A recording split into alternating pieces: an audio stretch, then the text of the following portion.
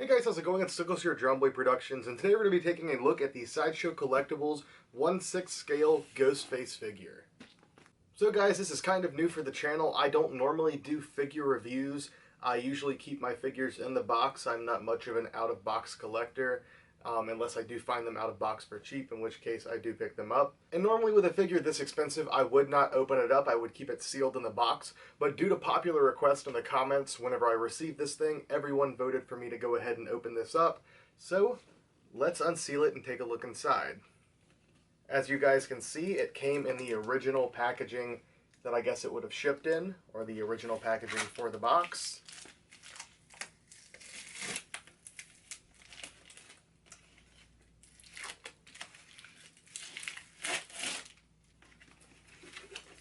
All right.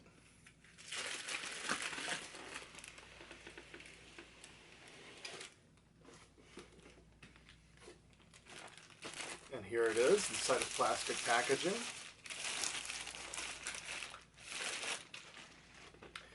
Alright guys, let's take a look at the packaging. I really like this already. I do dig the classic purple and green style Ghostface stuff more, but the black and red stuff has been around for a while. And usually they use a lot of the same imagery, but for these obviously they are completely custom. On the left side, the knife is stabbing down. On the right side, the knife is stabbing upwards. The bottom of the box has the Ghostface logo. Top of the box, same thing. Obviously, the front here has this negative image of the Ghostface figure itself. And on the back, there's a nice shot of the figure.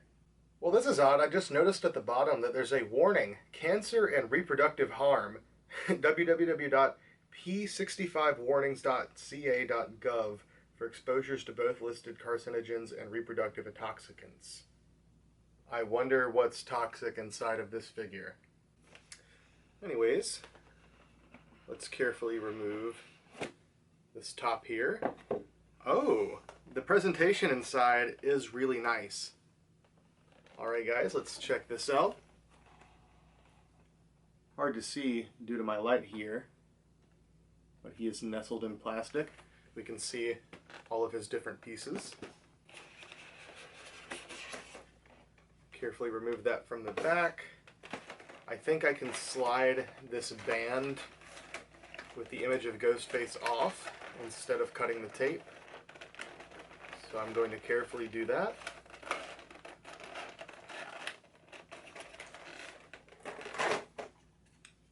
Alright guys, in case you want to see the band, the knife on the back pointing to the fact that I guess you're supposed to cut the tape, but we snuck around that. Okay, there's multiple layers to the plastic. The bottom layer here is our base, and then the top layer is Ghostface. Let me remove this packaging and we will set up the base. You know guys, I didn't really plan to open this, mostly due to the fact that I don't have somewhere to display him. If I had a bunch of space and some details set up or something, I would totally have him on display. But now I'm wondering if I shouldn't try to put him on display with these masks or not. Or perhaps he will go right back into storage the same way that he came out. So for our base here, we have a pretty basic plastic hexagon screwed together on the bottom. It does have the Ghostface trademarks and such on the bottom of the base plate, so if you lost one of these or damaged it, you would not be able to replace it with something else. This piece is plastic, whereas the actual prongs here are metal, and they are supposed to support the undercarriage. Looks like you can raise and lower this for different heights, although I'm guessing it's pretty much going to be one set height for Ghostface anyway. And now to open Ghostface. Guys, I am super excited about this. I have wanted a 1/6 scale Ghostface figure ever since I saw Ghostface in Robot Chicken. It's only now that I realize that choosing to wear an all-black shirt for this video was likely a very terrible idea, and it's becoming very difficult to get this thing to focus on this figure. So I'm going to go ahead and move over to a different setting and we'll continue this video. Whoa guys, look at this angle. It's like I'm some kind of crazy professional YouTuber or something. Alright, I'm going to be carrying out the rest of the video from here on out. I've never done one of these POV angles, so bear with me here. First up, let's look at our figure. here's Ghostface. I gotta say, immediate thoughts, he's a pretty badass looking figure. But let's really look at some of the details here. So first up, let's look at this face sculpt. I gotta say, guys, at first glance, it's really awesome. And while there are a few differences from a real-world Ghostface mask, I will say, out of any action figure they've made so far of Ghostface, I think this has the most accurate to an actual EU look out of any mask we've seen so far. So while this does look really, really awesome, let's take a look at it without the hood. Alright, draw this back. First thing you notice, the mask is a completely separate piece. The hood is essentially just like a really smooth nub with no facial features underneath, with just like a polyester sock over it. While it doesn't look bad, and with the hood up it definitely pulls off the effect totally fine, I think it would not have been a problem for them to like glue a little bit of polyester coming out from the edges of the mask so it actually gives the effect that they're wearing a mask. Yet again, you're going to just be displaying him with the hood anyway, so I guess that's not a huge problem. Let's take a look at the side view of the hood. Not super pointy, but if you push in the back there, around the back of the neck, kind of get a little bit of a point. Obviously, looking at the rest of the design, it's pretty much a single piece robe with the belt.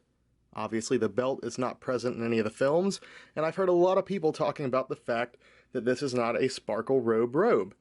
And that's because this is more so trying to replicate one of the costume robes, not the movie costumes. I know it's confusing, but it's one of the main things to do with the Ghostface trademark, I do believe. That's why they do this. However, these streamers coming off the sleeves are not necessarily cut like any normal costume, and they are a little bit more reminiscent of the movies themselves. Taking a look at the boots, they do have a decent amount of paint to them. They look pretty realistic. They actually did a really, really nice job on the paint on those. And for underclothes, it appears Ghostface is at least wearing a pair of like denim jeans. I'm not sure about if he's wearing a shirt or if it's one polyester piece. It did appear that the headpiece did lead down further, so I'm guessing it's just black polyester. If you pull up his sleeves, you will see that he is casted in a black plastic so that they avoid showing any flesh tone, which I guess totally works for Ghostface. But the sleeves do have elastic at the ends of the wrist to avoid them riding up normally. And it does kind of look, with the way that the gloves are sculpted, that they do lead into the sleeves. So, yet again, kind of like a movie costume. As far as articulation, I have seen a few people have many issues with theirs having very loose joints. This one appears to have pretty solid joints. A little bit loose top section here, but not super loose. He's not flopping around too bad. Arms, a little stiff, but posable, so that seems pretty nice. Next up, we will be taking a look at accessories, which this Ghostface figure does not come with very many. The most obvious, and the first we'll be taking a look at, the Buck 120 hunting knife, of course Ghostface's weapon of choice. This looks to be a very accurate sculpt, or possibly a 3D scan and print. But this is pretty accurately detailed. Obviously, while a pretty basic knife, it has a nice silver finish. It does have the black line on the handle here and here. Obviously, pretty standard.